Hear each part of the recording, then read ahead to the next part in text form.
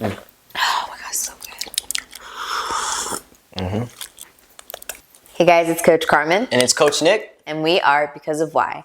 You're listening to the Because of Why podcast that we are starting in 2025.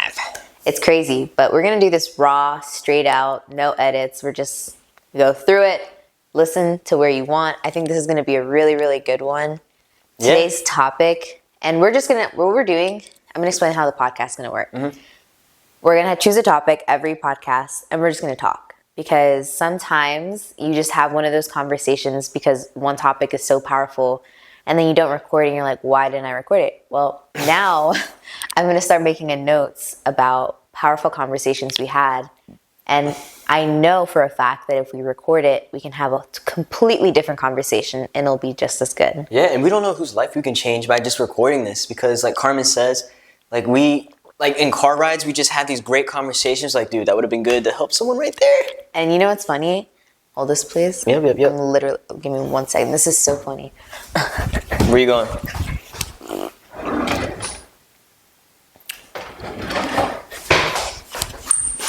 Hold on, guys. This is going to be She's still running. She's got it. She's still getting it. It's going to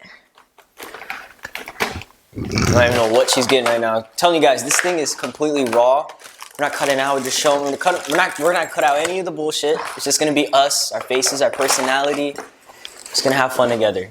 Okay, I didn't find it, but I will find it on the next podcast, or I'll post it on social media. But just to prove that we've been wanting to do this for a long time, literally, when we were maybe we were 18, 19. I know we still look like 13 right now. We literally bought one of those old-timey like recorders that just did our voices. Oh, it's over here. I tried to find it. Now he's gonna go. Yes, it is. Look, I got it. Point is, we bought this because our conversations were so good, but we never recorded them, and so that's how Because of Why it really started.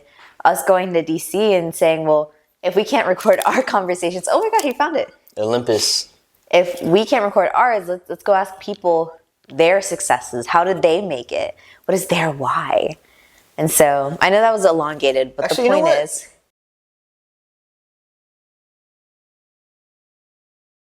So, we had to cut out about 10 minutes of that because we got distracted. But today's topic is one of my favorite. I heard this quote at the end of 2024, and it was one of those moments. And it's, are you hungry or do you just want something to eat? Okay, so what does that give to you? Why'd you? Are you hungry or do you want to eat? It sounds like to me, are you either all in your goals or are you just dipping your toes in to see what it tastes like? Like, see what it tastes like from Nacho Libre. Like, do you want to just see how far you can go, or do you want to see what you can do and where the possibilities are limitless, they're endless? Because when you're hungry, you're never satisfied with your results. You're very proud of yourself for your achievements, for what you're accomplishing. But the other one you said was, you said you just want something to eat, right? Yeah, you just want something to eat. Yeah, that's more of, to me, it's not that serious. Whatever you're chasing, whatever you want to achieve in your life, it's not that much big of a deal compared to being hungry. Because being hungry is, I am a great coach, but I can always be better. I'll never be a 10 out of 10.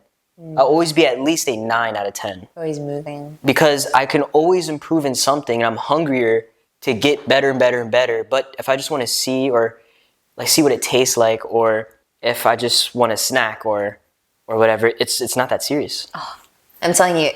And where I heard it from, it was like a basketball coach. Like, I think he was an NBA coach, and he was doing like rookie like tryouts or something. I don't really know how that works, but they were talking about how they could see the kids who came in, had everything, and they just came because they wanted something to eat. It's like, if mom came home and was like, you want a PBJ? They'd be like, yeah. But there were some kids that got home, and they would find scraps and make nothing out of it because they were hungry. Yeah. They were going to make it happen because they were hungry. And I feel like that kind of almost describes our journey and the journey that I want the kids that we work with to go through. right? It's finding the hunger to live for it. Because I feel like there's so much going on where we're leaving space for excuses for kids so that they can be fed and fed and fed, that we're not letting them be hungry. Where if you let a kid go, I'm not saying, you know, take their literal food away or take opportunities away. But you can. I'm saying, like, let them be challenged. Let them figure it out. You know, like, even the small things. I think there's even little habits, like, you know, even when we're in our programs, we had that one time where we had them building things with no instructions. So it was basically like these packs we got from Lowe's, or we found them, and we were like, let's make a lesson out of this. Let's let them fail, but let's let some of them succeed. I remember I took all the leaders out of their teams. I said, all leaders, come over here. Yeah. You guys take out the instructions, show me them. All right, throw them behind you. They had no instructions whatsoever, and they just had to figure it out with their imagination. And the cool part was, like, one of the big parts about our programs is there are no, like, cool kids. Like, when we bring in kids, like, when people recommend kids, no matter what program, there's always going to be the kids that in school, they're the cool kids. There's the kids that, you know, like, don't really talk to people. Like, all walks of life will join the programs. But when you're in the program and, you know, we've assimilated, they all, have you noticed, like, there is no one trying to compete to be cool. You know what I mean? Like, and so immediately when we gave them the packs, like, they were just like, their goal was, let's build it, right? Because the only thing that they didn't have to have was, like, instructions. It's like, were you hungry to succeed in getting it built, figuring out when the world was there? Like, the only thing their brains were looking for was completing it, right? There was no, oh, you know, like, this isn't cool enough for X person, or this isn't trending or whatever. Like, they had one goal and they were hungry for it. And the people, and you could see, the people that wanted to do the work did the work. And the people who didn't slowly, like, did it. But because their group, the majority was the people that want to do it, right? Those were where the leaders step in. And it just proves, it's like, if you surround yourself by people that are hungry, you have to become hungry, because then you're not the cool guy. You're the, like, person that's like, dude, why are you slacking off? You know, like, that's not funny. Like, we're trying to learn. We're trying to do something. This is actually something I want to do. Like, I've just noticed that time and time again. And these are mostly, like, middle school, high schoolers. Like, these are the prime time people adults are afraid of. But I'm like, no, put them in a situation and they're different. They're different because you let them be hungry.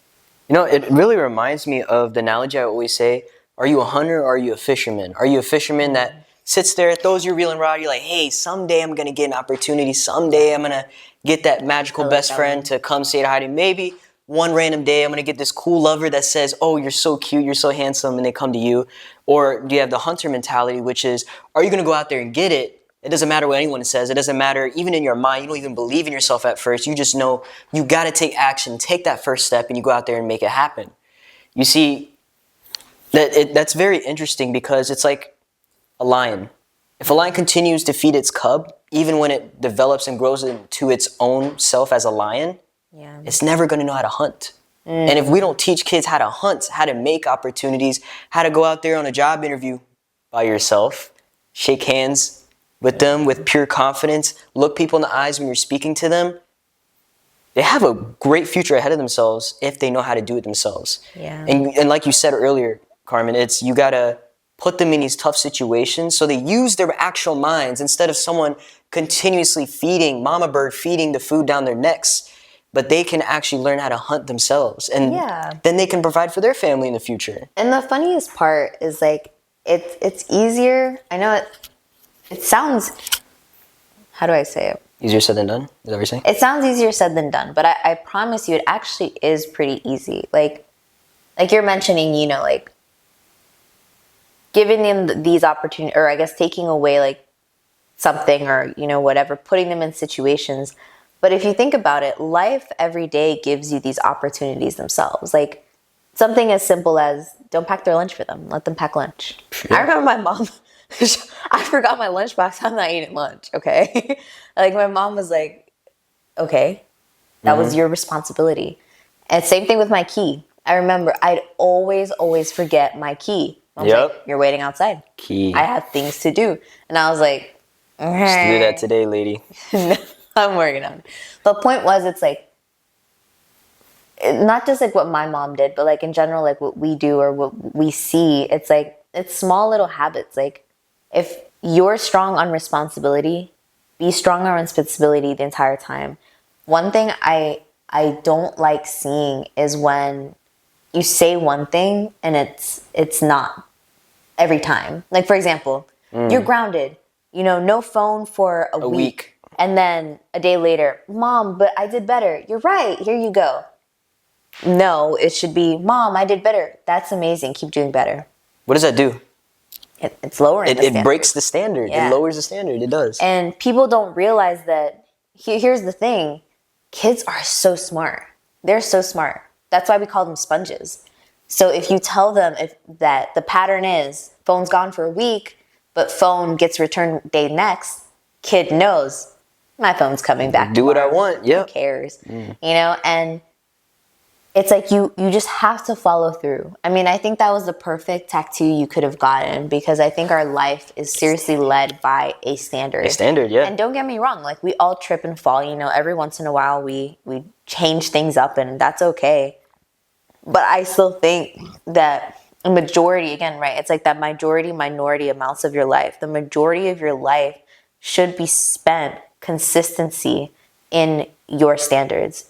Like as a family, it's so important, I feel like, for everyone to come together and just say, what are the standards of this family? Like what do we truly live by? Like, and that should be like something that universally your whole family should understand. Like if I go up to your kid and say, what standards do you live by? Like what is so important? What are qualities or values, whatever way you want me to say it, what is important to your family? And they can't say that. That means you guys are in misalignment. So maybe the problem isn't that your kid's a bad kid. Maybe they just never knew that that's what you expected. Maybe the leadership is just not coordinating, communicating the values and standards. And so that goes all the way back, right? It's like problems can be avoided if everybody was on a similar page. And I say similar because like we all think differently. We all take things differently. So it'll be different. But if I say we value truthfulness, we value candor, we value being an honest person in this house. And if you're not honest, there are consequences. And if we follow through with that, our kids will know that. Because I will hold you accountable. You will hold me accountable. We will hold the kids accountable. The kids will hold us accountable. Because those are values we really are like strong on. And so that goes all the way back, right, to being hungry. I think that that's a value that most kids, I think all kids should start with that value. Learn to be hungry. Yeah. I thought I've been Sorry, talking for a while. No, I stopped you. Keep going. But it's like something I realize as well with a lot of kids in culture, like in our society today, in our culture, is especially in sports, in a competitive environment, I've heard so many parents say this. Hey, slow down. Hey, take it easy. Hey, you don't need to get better. Hey, look, everyone else is calming down. You can calm down. And I feel like that takes like the balls away from kids. It takes their hunger away because as kids, we want to get better. We want to become the very best version in football, basketball, taekwondo, jiu-jitsu, whatever they do want to get better. But then the leadership from above, the parents say, hey, slow down, take it easy. Are you sure you want to do all this? Or the excuses that, they're just more advanced than you. Because... Or they're just this. Or, you've had it hard. It's like whether we want to admit it or not, it really comes down to the leadership. It always does to the parents. And as a parent, it's very important to set that standard to, like that standard even like just doing your own things on yourself, like your own responsibilities that makes you hungrier. And it's like the little skills that build up into the bigger skills. Yeah. So for example, like you said, making your lunch before school, or waking up yourself before school, or doing your own homework on time without mom and dad to come in there and to lecture you and get mad at you. A lot of it can be prevented, but if we focus on these little skills, they'll build the bigger ones where they become hungrier. And when it comes to their future careers, their sports, whatever they love in their life, they have so much hunger and drive for it. You know what's one part of hunger that I feel like is so important too? It's like allowing them to be bored. And the reason I say this is because boredom creates creativity, right? Like your brain needs to start learning how to solve problems with what you got. And I feel like, again, that's what's hunger, right? Like in the very beginning, what did we say? Kid walks in, Mom, do you want a sandwich? Yeah, I guess. Kid walks in, there's no mom, there's barely any food. He picks together scraps and makes himself a dinner. Why? He's got the creativity in him. And so that kind of reminds me, like, I remember we made a video and it was really funny. We were just like, let the kids be bored, like literally just let them be bored. Like the moment your kid is bored of their phone, like that is like total boredom. Like I'm tired of my phone. I'm tired of like whatever I'm doing. Great. Keep being bored. Find something to do. Create something, like, because that I feel like helped me in the long run learn how to find solutions in the problems. And again, that I feel like makes your mindset shift from 99% problems in the world and 1% solutions to 99% solutions and 1% problems. I mean, I made a post this morning. It's like, okay, there's a bad thing that happens in the world. Go ninja kick it, somersault it, do something, but like you can figure it out. And I feel like if you have that mentality, that equates to being hungry because you're just not afraid. You're not, of course you'll be afraid of stuff, but you're not scared to just jump in. So would you say that being hungry as an individual, it comes with confidence? Oh yeah. But here's the thing about confidence. It's like, it's all made up in your head. I 110% believe confidence is made up in your head and you're the only one that can create it. Because I just saw this other quote and it was like, if you are not confident in something, you're just underprepared. You either haven't done it enough, you are not as experienced in it, or you haven't convinced yourself enough to the point where you're going to do it solidly. Or if you fail, you'll just retry it. It's like, I think I tell this all the time, but when I was younger, like I had a problem where I would just like look at myself in the mirror all the time, like, dude, like you're so ugly. Like I would pick every little thing, like, oh, my pimples, oh, my nose, oh, my this, I don't have that, this person has this. And then one day, I told my mom, like, oh, she's so beautiful, like, why can't I look like that? She's like, one, you guys look similar, and two, all she did was be so confident in herself that everyone just knows she's beautiful. And that stuck in my head. Ozzy's on crack right now. And I was like, so if I just believe that I am, and I keep telling myself the good parts about me, then that just ignites off of me. That reminds me, it's like when you believe something about yourself, then other people start to believe it as well. It's if you hate yourself, people will start to not like you as well. Yeah. And if you love yourself, people will start to realize that, hey, maybe this person is open to being loved or something. Well, yeah, if you think about, just think about that, right? Like, if you love yourself, obviously not to the, so there's obviously lines, right? If you love yourself and you're just like proud of who you are, you're not nitpicking yourself, which means there's nothing for you to overcompensate and have to look for in other people. Why do people make fun of other people? Because they're insecure about themselves, right? Like you nitpick about the rich people because you're maybe not making ends meet.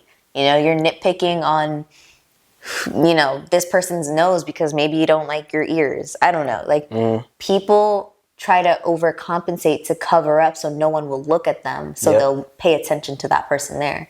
But in reality, no one's looking at you. It's like going to the gym. Like if you're worried about going to the gym, don't worry about going to the gym because no one's looking. Trust me. No one cares. Everyone is so much more. That's the hard truth. No one cares. Everyone is so much more worried about what they look like in the mirror, like because they're worried about what people look like if they're looking at them. They're thinking the same thing as you.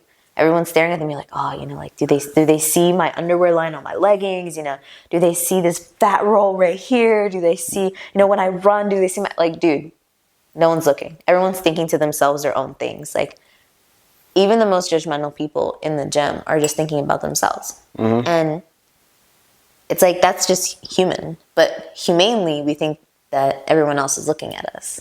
or everyone else is judging us. So we have to redirect that. Mm-hmm. All right, tie it back into being hungry. Well, no. Okay, let's tie that back into being hungry, right? You take care of yourself so that you're not being, trying to make up for stuff. So you're becoming this confident person.